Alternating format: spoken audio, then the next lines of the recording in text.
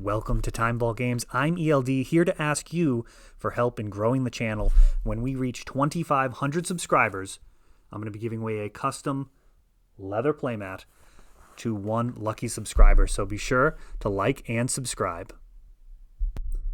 Welcome to Fast Effect Double Speed Magic the Gathering from ELD's Time Vault Games in Bellingham, Mass. Here we have Matt on Bant Miracles leading out with a tapped Mystic Sanctuary versus Dylan on Death Shadow. That land can do a lot of good in the mid and late game, but early game it's coming into play tapped, and it may not prove to be a huge liability unless Dylan has a very quick start, in which case this will feel especially bad, particularly if Dylan's able to go after it with Wasteland. He's got a Ponder, so Death Shadow, a black-blue Delver strategy, not leading out with a turn 1 threat, definitely favors Bant Miracles, or at the very least is not amongst the best of Death Shadow's draws. Of course, a turn 1 Delver or even Cycle Street Wraith Reanimate is capable of putting a clock on a control deck like Bant Miracles right out of the gate. Now, Swords to Plowshare is one of the messier cards in this matchup. You have to be very careful when you're playing Death Shadow against decks that run Swords to Plowshares, as they can potentially swords one of your creatures and then push you outside of Death Shadow range, meaning that you've got more than 13 life and your Death Shadow will also die. Pairs of Death Shadows not often seen versus decks that play Swords to Plowshares. There's so much potential for things to go wrong, and this Thoughtseize now targeting Matt.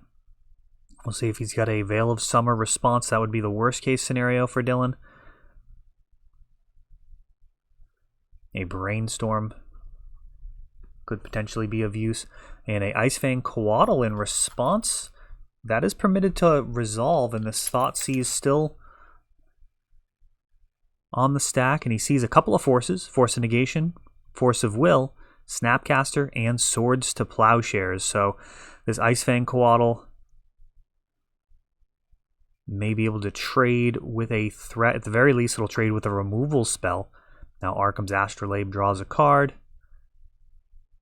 and Icefang turns sideways, which may be somewhat welcome from Death Shadow. This Death Shadow lands, and Matt has a Snapcaster and Swords to Plowshares to potentially take care of this. Right now, it's just a 2-2. Oh, but he drew a Swords to Plowshares. And we've got a Force of Negation attempted. It's actually got to be a Force of Will pitching Daze. Little bookkeeping there. It's actually at the end of Dylan's turn, so Force of Negation cannot be used to defend. That's the situation where a card like Misdirection really shines. Getting rid of that Icefang Coatl instead would feel a lot better than just Force of Willing the Swords, especially with the Snapcaster Swords potentially incoming. A Snuff Out being used, down to 6 life.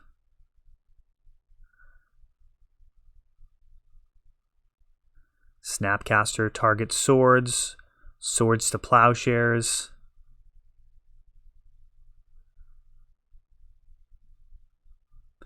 And we know he's got the Force of Negation,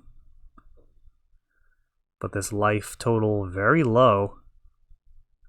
Combat Math with Death Shadow, a real delight for those who haven't actually sleeved up the deck. It gets really complicated figuring out when you can swing into Death Shadow versus how hard they'll hit you back if you're not actually bringing them to 0. Sometimes just taking off a chunk of their life total hastens your own demise, and now we've got a hard cast Force of Negation on this Swords to Plowshares.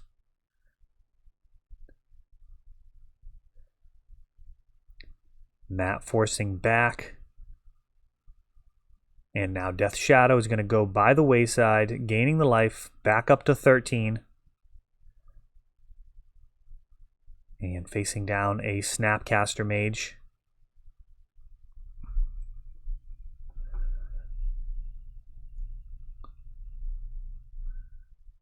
Another Astrolabe. And now Dylan's life total back under 13. plays a land. I see a Daze in hand. If that's a Brainstorm, I actually don't like playing the land there. No, it's a Fatal Push. So just Daze left, and now Oko, and that card blows this wide open. Oko onto an empty board. This may just be essentially game over. An Elk upgrade happens with this Astrolabe at this point. Matt's got plenty of mana. Astrolabe's mana fixing not as useful as a 3/3 body, so it becomes an Elk. And actually didn't turn sideways, which is very surprising. A Death Shadow comes down as a 3/3. That too becomes an Elk. And this is going to be very, very difficult from here. Another Death Shadow. Again, this will just become a 3/3. Teferi, bounce and draw. And these Planeswalkers really starting to get out of hand. These 3-mana Planeswalkers, so brutal. Another Astrolabe becomes an Elk. Dylan's life total dwindling. Another Death Shadow and a Delver of Secrets, but I mean, Matt's got the answer on board with Oko.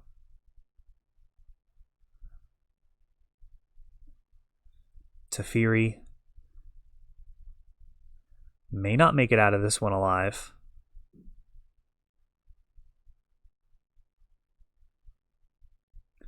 Matt Elks the Delver.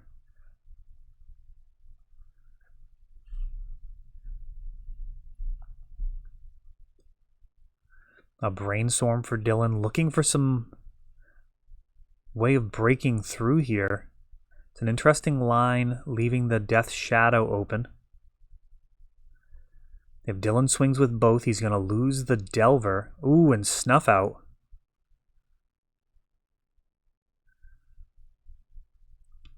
We've got Teferi and Oko. But a Supreme Verdict played at instant speed. What a blowout play. That is horrifying. Uncounterable Wrath of God at instant speed.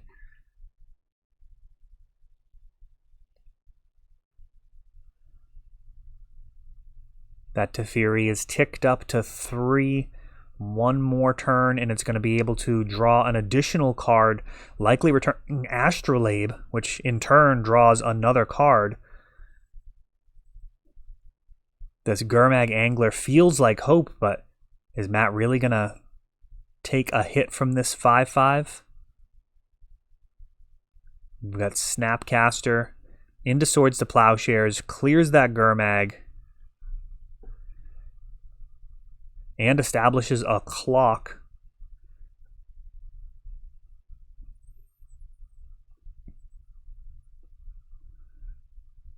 Five damage coming in, and Dylan now, the last bits of hope destroyed by that Planeswalker duo. Teferi really takes a lot of the potential for your opponent to get back into the game just right out of there. The fact that they have to play at sorcery speed gives you that perfect information for how to play your cantrips, how to play your turn, as they are just forced to play everything on their turn due to his static ability. These 3-mana Planeswalkers really incredibly pushed.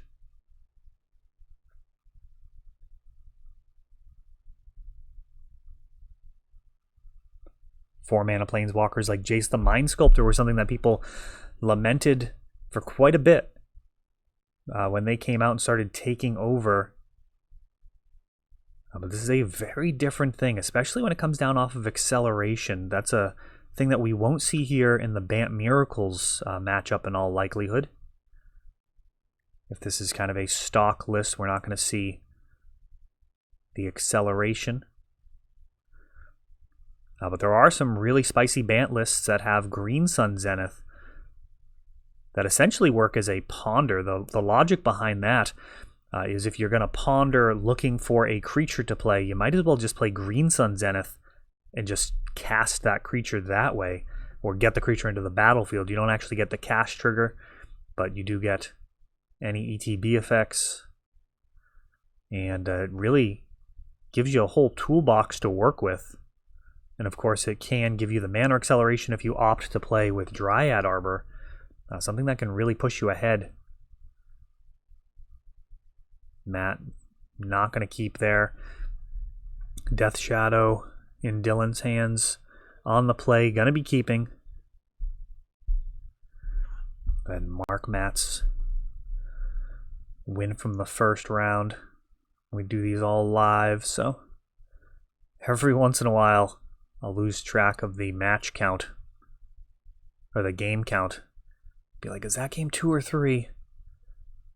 We are in game 2, and an ideal opening of this game 2 for Dylan as he has a Delver of Secrets, fetch Watery Grave, lowering his life total, potentially bringing Death Shadow online for a quick victory.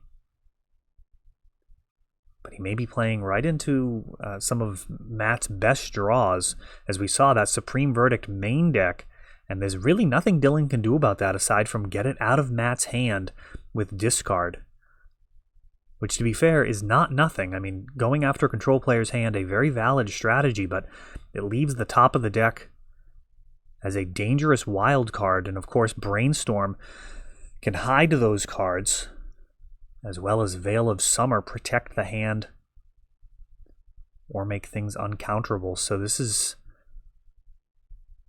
a pretty difficult matchup for Death Shadow. Shadow, I think, shines the most in combo matchups. Has a quick clock, good discard spells, good discard spells and good counter spells when you've got access to him to Torok, and some really good hard counters that come online too. They've got Stubborn Denial and a couple of spells that are just outside the mix of traditional counters. You know, when you find yourself playing against, let's see here. So we've got a pair of Delver of Secrets. The first one flips. Matt's going to respond to the second one with a Swords to Plowshares.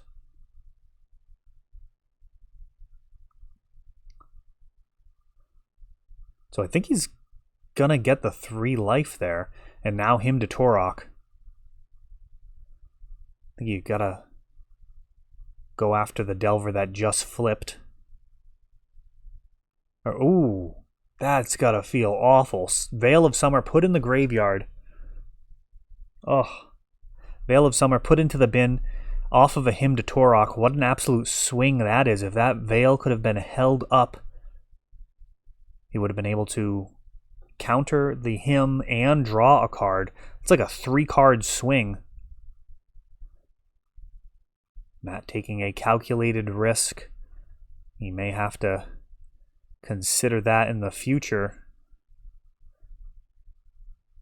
In this matchup, just how crucial it is to be able to keep your Veil of Summer online. Oko into this board, oddly enough, doesn't feel amazing. Usually from here, you'd be feeling pretty good about landing an Oko, but with no support and facing down a Gurmag Angler and a flipped Delver, if there's no Swords to Plowshares in Matt's hand, we may be on to a very quick game and on to game 3. If there is a Swords, however, this could be about to just completely fall apart for Dylan. Such a scary card for Death Shadow, the 1-mana source, 1-mana instant that can just undo all of your effort. Oh, and he does have the Swords. Dylan thinking about this. He's going to hard cast a Daze, and now Oko is cleared. Those 3/3s still sticking around. At this point now, Matt's going to be looking for some type of board sweeper. Oko showed up and downgraded the threat of Gurmag from a 5/5 to a 3/3, but that's still a turn 2 clock. a 2-turn clock either way, as Matt's currently sitting at 12 life.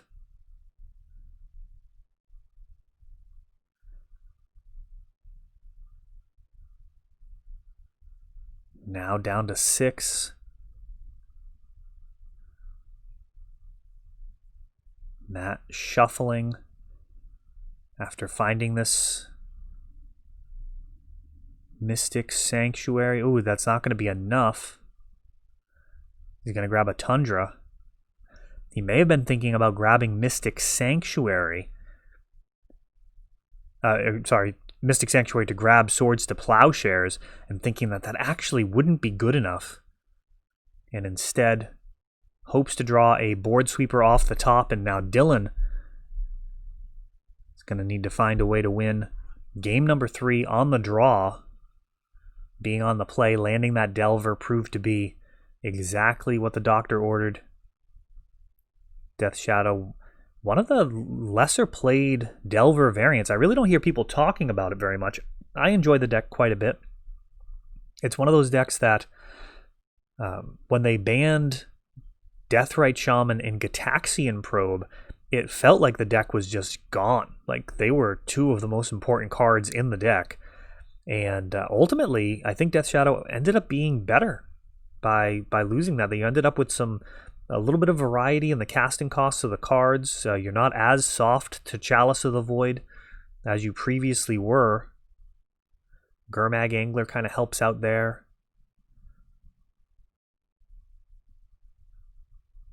Gurmag's one of the most important cards in the deck in my estimation, especially when you're playing against Burn.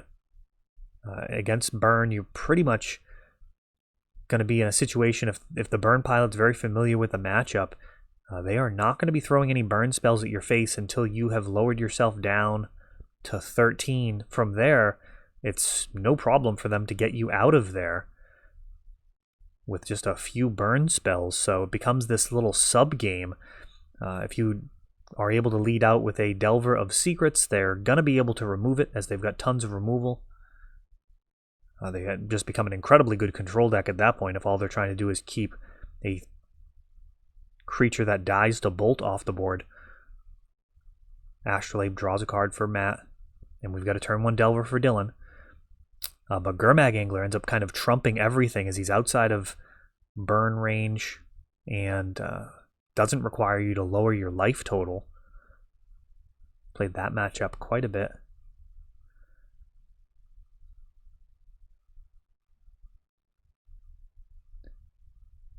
Not as much versus, probably never played versus Bant Miracles. At the time where I was playing Death Shadow, Blue-White Miracles, occasionally with a splash of red, was really the more popular build. This is prior to the printing of Oko, and he really does change everything when you're trying to win with onboard threats. Swords to Plowshares actually does clear this Delver, and Dylan draws a card for turn, and now has a Thoughtseize. And we see Entreat the Angel, a couple of Ponders, and a Sword to Plowshares, a hand with a lot of potential. Swords to Plowshares is taken, and Dylan's going to hope that these Ponders lead nowhere, which is an awful lot to ask. Ponder's such an incredibly good cantrip. I mean, Brainstorm can't really say enough about. It's just... It's one of my favorite cards. I mean, it's so skill intensive. Great players disagree about how to play it, but Ponder just does its job. It digs, and if it's not there, you get the shuffle right on the card. Brainstorm, you need to set that up, but Ponder able to make that happen. Mystic Sanctuary as a land drop, which promptly gets wastelanded. Not really in love with that line, but he is trying to preserve his Tundra.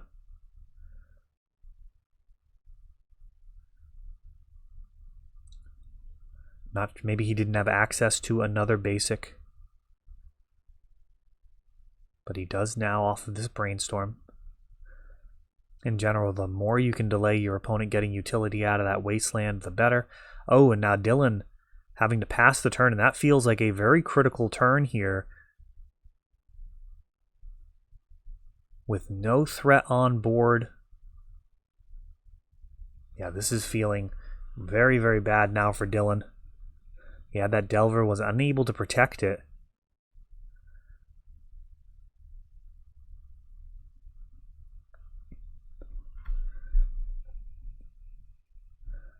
And from that splash of red, I can't tell if those are Force of Negations in his hand, but if they are, I'd strongly consider just throwing them out at just about anything that Matt can play, just as a hard cast. Oh, they may have been snuff outs.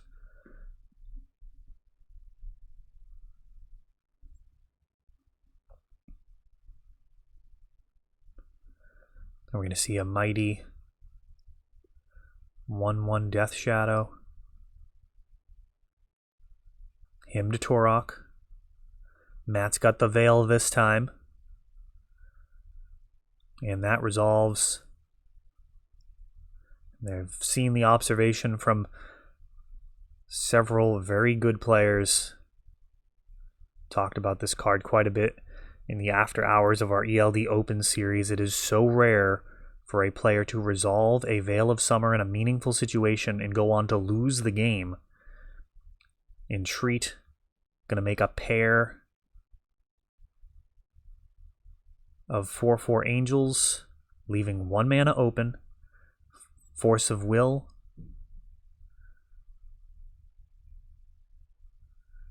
Trying to stop this play from Matt, which would really just wrap this game up in a hurry.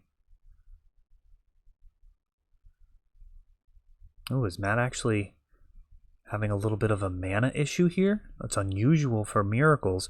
He grabs a Tropical Island. He may be out of basics. No, he absolutely wanted a Tropical Island as he's got the Veil of Summer to back it up. Counter, draw, get a pair of 4/4s, plays a Mystic Sanctuary, putting an Entreat on top, a pair of Death Shadows,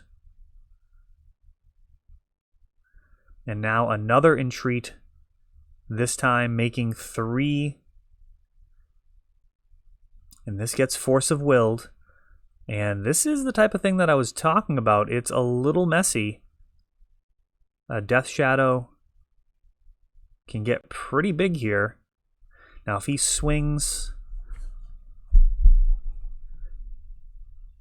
If he swings for 4 in the air...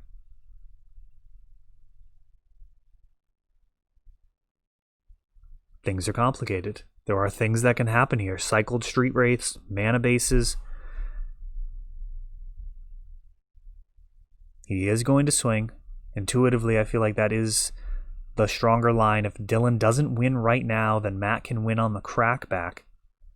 Dylan has a pair of 7/7 creatures, and he extends the hand.